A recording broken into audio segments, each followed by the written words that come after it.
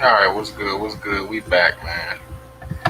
Late night vid, but go ahead and get it out the way, man. So tomorrow we got the WNBA first round playoffs starting. I thought it was the last game of the regular season, but actually round one. We know WNBA got single game elimination, so first round ain't no 3 game series, ain't no 5 game series. They get straight to it. So playoff time. DFS tips for playoffs. We know starters gonna get heavy minutes. Teams usually don't go that deep in their bench. NBA go deeper. NBA usually do about 9 deep, but WNBA usually 7 to 8 deep. So um, I wouldn't go too risky on my punt plays. I wouldn't go too risky because you try to pick the eighth man just for the eighth woman just for salary relief, and they mess around and knock it off that bench because the team might only go 7 deep. Like we know the Mercury, they only go 7, maybe 8 deep. So just some information and matchups too. This playoff time, so there's not a lot of players to choose from. So I think matchups is crucial, definitely crucial. But let's get into it, man. So this is how I see these 2 games. I think this first game we don't got the spreads or the odds or nothing like that yet, but I looked at them from their previous meeting. It was at I want to say 166. I think Chicago was like a 5 point, no, a 3 point favorite, 4 point favorite, something like that. So we'll see what the odds look like tomorrow. But when it comes to this game, on the Dallas side, I like her right here. We already know this to score from Notre Dame. Enrique, I ain't about to push the last name, but I like her, man. She basically been the one woman show in Dallas this year to me. She do got a little help, but I think come playoff time, man, she's almost in like that Courtney Williams role, just not with the other stats. But I like her a lot, man. As far as just her scoring, you got Alicia Gray. She's another good play if you're looking for some value at the guard spot, man. Solid minutes.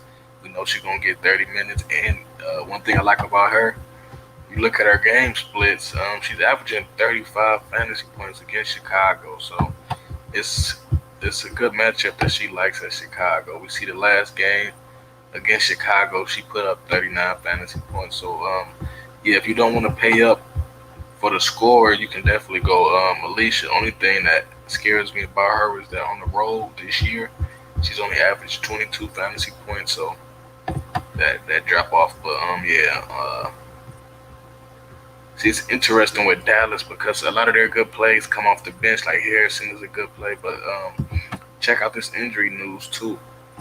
If she plays, then I don't like Harrison because she's probably gonna come off the bench. She's recovering from an injury, so I doubt she starts.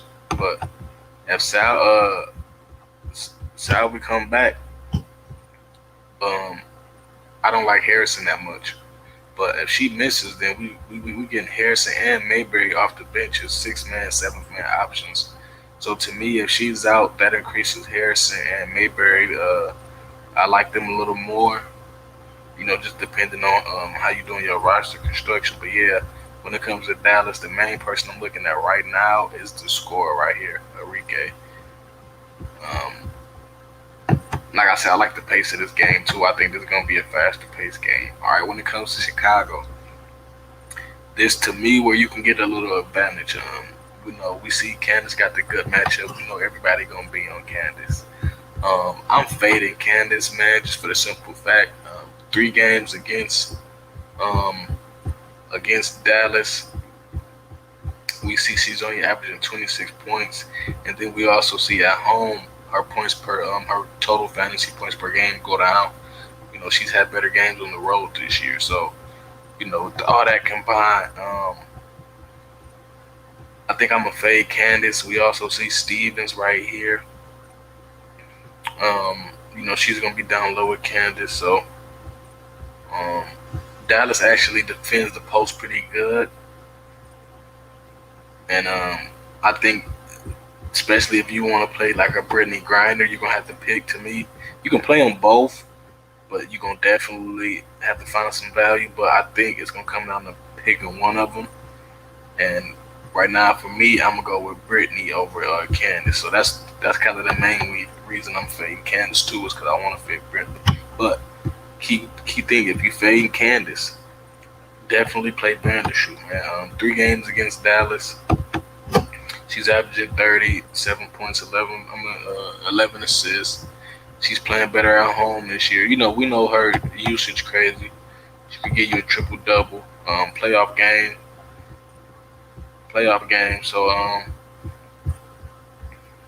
she actually ain't been playing too good.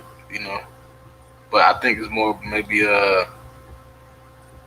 they were kind of maybe trying to rest up for that playoff run. Looked like her minutes was capped a little bit. But I think with a similar single elimination, you know, I don't think that's gonna be too much of a worry. But yeah, if you gonna fade Candace, I'm playing Vandershoot, man. Chicago got some good options too. You got Quigley. She's a shooting guard. She's a good shooter. You can stack the guards up because I think Dallas kind of defends the post better than they defend the perimeter. So yeah, when it comes to Chicago, you got the Shields off the bench, even Copper. I would definitely just look more at Chicago perimeter players because I think that's where they match up. That's where they're gonna win the matchup at. But the main person I got my eye on from Chicago is Vandershoot. I like Vandershoot. To me, the pace is gonna be up and down pace, man. And like I said, triple double alert. And even Stevens, since you fading Candace, you gonna need a way to counterbalance that down low. I like Stevens, man. 3 games against Dallas, she's averaging 22 fantasy points per game, and we see Candace Parker is only averaging. Candace Parker only averaging 26, so you basically getting a 4 point difference for what half the cost, basically. Almost. So, yeah, that's how I feel about that right there. Now we're going to this next game.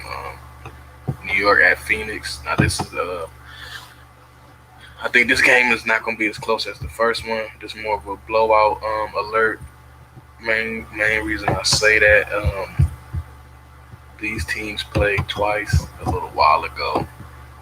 As you see where it's at. Okay, Brittany didn't play both games, so she's not a good example. Let me grab that's Skylar Diggins. So yeah, these teams already played twice, and we see yeah, so they play look like August 25th, August 27th.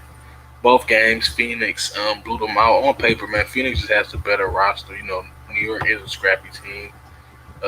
Natasha Howard, Laney, they got that foreign guard, so they got talent. But I think overall, it's gonna be hard for you to match up with Brittany Griner, Smith, Taurasi, and Turner. Taurasi, hopefully she's healthy too. She's been banged up, but yeah. So I can see this game at least probably Phoenix probably winning by 8 to 10 points. Um, when it comes to New York, if you want to play anyone from New York, I like the guards, man. Be careful. Laney is actually playing power forward. I know they got listed her as a guard, but she's actually at the power forward position, so watch out for that. Yeah, I like Sabrina, even Sammy for value. Um, this is gonna be the money maker. If I win the money tomorrow, just know, just to pick that one, the bread. Richards, you're gonna need some value. We know this is gonna be a blowout game. She played 14 minutes her last game. She's the first one off the bench. We see in 3 games against Phoenix, she's averaging basically 20 minutes, giving you 11 points. So I would look out for her, man. If this game goes into a blowout, she could potentially get 20 minutes. We see last time she got key thing. Last time she played 20 minutes was against the series against Phoenix, where she had 2 decent games. From a fantasy perspective, you either put up 20 points. So if you need some value, I would definitely look at Didi Richards from that New York bench, or anybody from the New York bench, because to me this game definitely has blowout potential. We don't know how much run the starters gonna get, but coming to this Phoenix side. I'm big on this game. I'm big on in the post for Phoenix. I like Brittany Griner. I like Turner. Um, one thing to note, I noticed that this first game against New York, we can the second game, 2 game series, they don't take it serious. But the first game, both teams gave their best effort. We see Phoenix blew them out, but Turner went off for 10 points, 15 boards, and then Griner this same game. 'Cause I think Griner took off the second game, but that first game, Griner went off for 26 and 9. So we see down low. Um, I don't think New York could be able to match up with them. Griner dominates Howard, and then to me, Laney is playing out of position. They got a guard basically at the 4th position, so I can see Turner having a good game too. Um, you can play Skyler if you like the matchup. Skyler's after 44 against him, so yeah, Skyler is definitely in play here.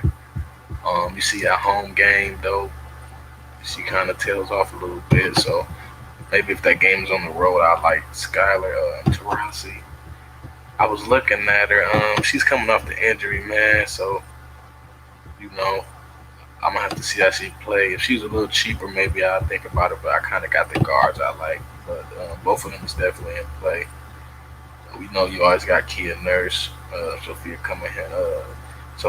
Cunningham coming off the bench. So definitely some plays here in Phoenix. But my 2 main plays are Griner and Turner. I like Phoenix down low this game to really get to work, man. So yeah, man, that kind of wrap up. I'm looking at the slate, man. If y'all got any ideas, if y'all use any of my picks, let me know in the comments. You want some bread, let me know. And we out, man. Self Made Life TV.